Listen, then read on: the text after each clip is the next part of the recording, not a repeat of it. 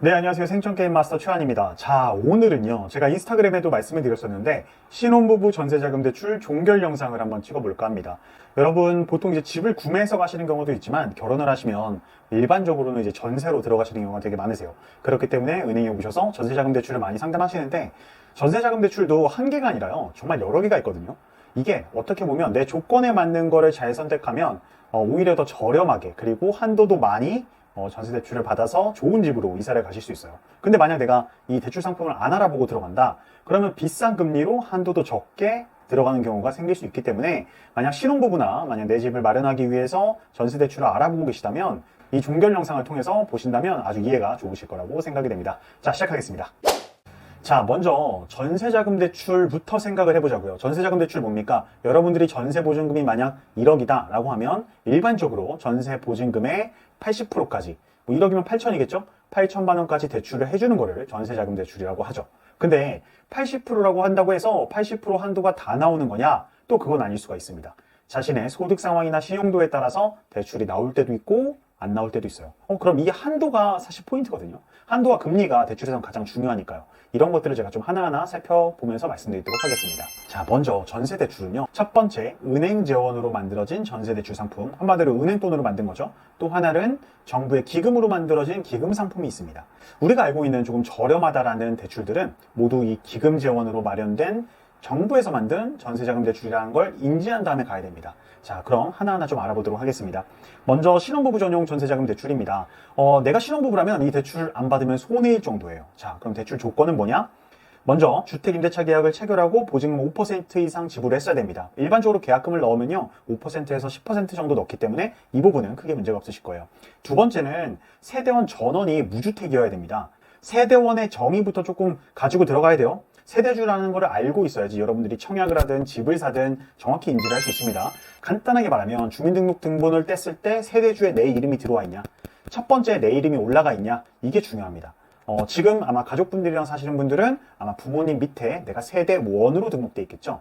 한번 읽어보면은 세대별 주민등록상의 배우자, 세대주의 정의예요. 배우자, 직계 존속.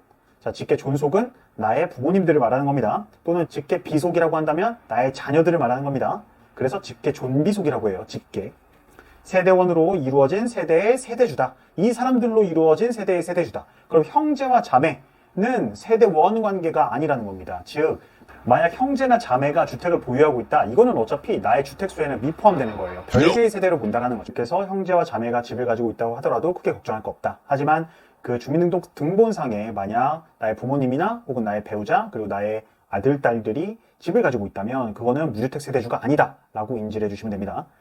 자, 이 조건은요, 사실 이 대출 말고도 정부에서 나가는 모든 대출들, 정부의 기금으로 만든 모든 대출들은 무주택 세대주가 거의 필수 요건이에요. 그렇겠죠?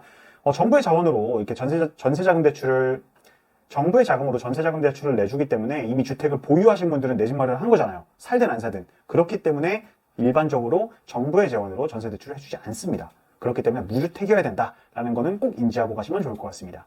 두 번째, 부부 합산 연소득이요 7,500만 원 이하여야 합니다. 그리고 혼인기간은 7년 이내 또는 3개월 이내 결혼 예정자예요. 자, 뭐 부부 합산 연 7,500만 원 이하는 기본적으로 아시겠죠? 올해가 아니라 전년도 근로소득이든 사업소득이든 합치셔가지고에 나온 금액이 7,500만 원 이하여야 돼요. 넘으면 어떡하냐고요? 대상이 안 되는 겁니다. 그렇죠. 그렇게 인지하시면 되고, 그러면은 결혼 3개월 이내 예정자는 어떻게 증명합니까? 일반적으로 은행에서 봤을 때 예식장 계약서로 증명하기도 하고요. 청첩장으로 증명하기도 합니다. 그 두 가지로 대부분 많이 증명하기 때문에 여러분들께서 미리 준비하시면 더 좋을 것 같습니다. 자, 자산 기준은 3억 4,500만 원 이하. 이거는 거의 대부분의 기금 대출, 그러니까 정부 재원 대출은 다 3억 4,500만 원 이하예요.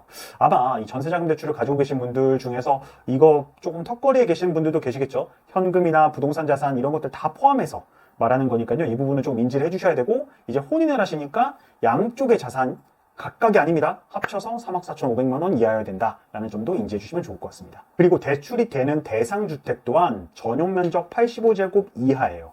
우리가 알고 있는 뭐 31평, 32평, 뭐 34평 이런 것들은 전용면적 플러스 공용면적의 합이, 우리가 알고 있는 보통 31평, 32평, 34평 아파트, 뭐 그 방 3개인 아파트들 있죠? 그런 데가 바로 전용면적 85제곱미터 이하입니다. 하지만 방이 4개 있거나 5개 있거나 뭐 40평이 넘어간다 이러면은 이 전세자금 대출, 특히 정부의 자금으로 나온 전세자금 대출은 대상이 안 됩니다. 이런 경우에는 내가 조금 더 큰 집을 살고 싶다. 이런 경우에는 부득이하게 뭐 소득요건이나 이런 것들 다 맞다 하더라도 은행재원 대출로 전세자금 대출을 받으셔야 됩니다. 자, 그러면은 신혼부부 전세자금 대출은 얼마까지 가능하냐? 자, 임차 보증금은 수도권 4억 원, 수도권 외 지역은 3억 원 이하인 경우 가능합니다. 자, 해석해 드릴게요. 임차 보증금이에요. 여기 전세금이라고 했나요? 아니요. 월세금이라고 했나요? 아니요. 임차 보증금입니다. 이 말은 즉, 여러분들이 4억짜리 전세, 3억짜리 전세 들어가도 되고요. 4억에 30만 원, 4억에 40만 원 이렇게 반전세로 들어가도 이 대출을 받을 수 있다라는 거예요. 왜냐? 임차 보증금이기 때문에. 자, 그렇게 따지면 수도권은 전세금이 4억 원 이하여야 돼요. 최대. 그리고 수도권 외 지역, 충청도, 강원도, 전라도 이런 데는 3억 원 이하인 데까지 신혼부부 전세자금 대출이 가능하다.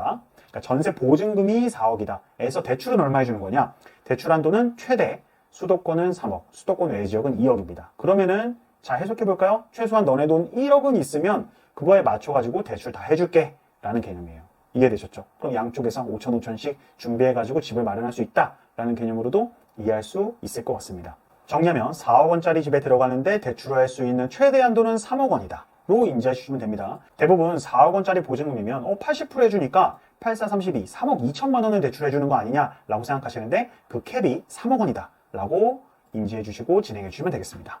대출 금리는 제가 아래 표로 이렇게 띄워드릴게요. 연 1.7%에서 최대 3.1%인데 이거는 보통 소득에 따라 달라지기도 하고 정부에서 이 금리를 조정합니다. 사실 얼마 전에 금리가 조금 오른 거거든요. 그렇기 때문에 요거는 24년 11월 기준으로 제가 전달드리고 다시 한번 그 시점에 맞춰서 찾아보시는 걸 권장드립니다. 물론 우대 항목들도 있어요. 이런 우대 항목들 같은 거 잘 찾으시면 깨알같이 금리를 줄일 수 있는데요. 먼저 첫 번째는 부동산 전자계약 체결입니다. 0.1% 포인트 낮춰줍니다. 부동산 전자계약 생각보다 어렵지 않아요. 만약 임대인, 집주인이 좀 젊으신 분들이라면 내가 부동산에 가서 계약을 체결할 때 저희 전자계약으로 하겠습니다 라고 말씀하시고 진행한다면 대부분 응해 주십니다. 뭐 하는 절차, 계약하는 절차도 전자로 하기 때문에 공인인증서만 있으면 충분히 할 수 있습니다. 어렵지 않더라고요. 저도 해보니까. 자, 두 번째, 다자녀 가구 0.7%포인트, 2자녀 가구 연 0.5%포인트, 1자녀 가구 연 0.3%포인트 할인이 됩니다. 결혼한 지 7년 이내면 받을 수 있죠. 그 이내에 자녀를 출산하시고 계시다면, 그리고 양육하고 계시다면 이 금리 할인 혜택 받으실 수 있으시니까 아까 말씀하셨던 금리보다도 더 저렴하게 받으실 수 있겠죠. 그리고 대출 신청 금액이 대출 심사를 통한 산정 금액의 30% 이하인 경우 연 0.2%포인트 또 인하를 해줍니다. 이렇듯 우대 요건들을 좀 찾으면서 더 나한테 맞는 것들 찾아나가는 과정이 중요한데요. 사실 이 우대금리, 특히 정부에서 만든 대출의 우대금리 항목들은 거의 비슷합니다. 거의 비슷하기 때문에 뒤에서도 중복되는 것들은 제가 간단하게 말씀드리고 넘어갈게요.